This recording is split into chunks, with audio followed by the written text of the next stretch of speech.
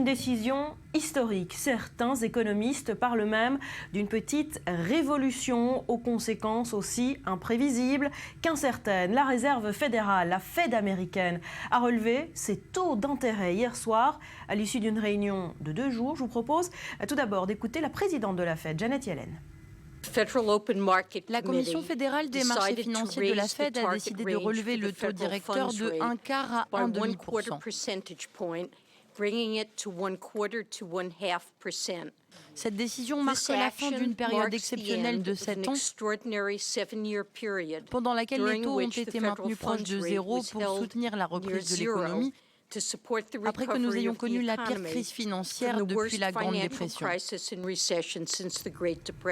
Alors on essaye de mieux comprendre ces décisions extrêmement importantes au niveau de l'économie même mondiale avec vous, Myriam. Ces décisions parce que 7 ans après la crise, les États-Unis ont renoué avec une croissance solide et le plein emploi. Effectivement, il faut d'abord expliquer que c'est la fin de l'argent gratuit en quelque sorte et que pour une si mauvaise nouvelle que pour ça, pour les investisseurs, eh bien, il fallait bien sûr prévenir encore et encore.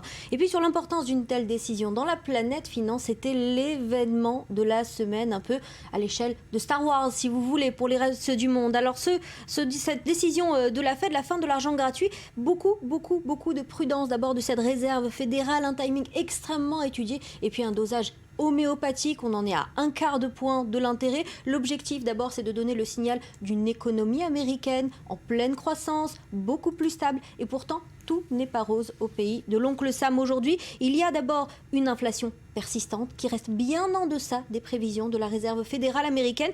Il y a aussi les salaires qui ne montent toujours pas comme le voudrait Janet Yellen. Et puis il y a aussi tout autour des États-Unis le reste du monde qui a du mal à redémarrer. Alors justement, quel impact aura cette décision sur les autres économies dans le monde?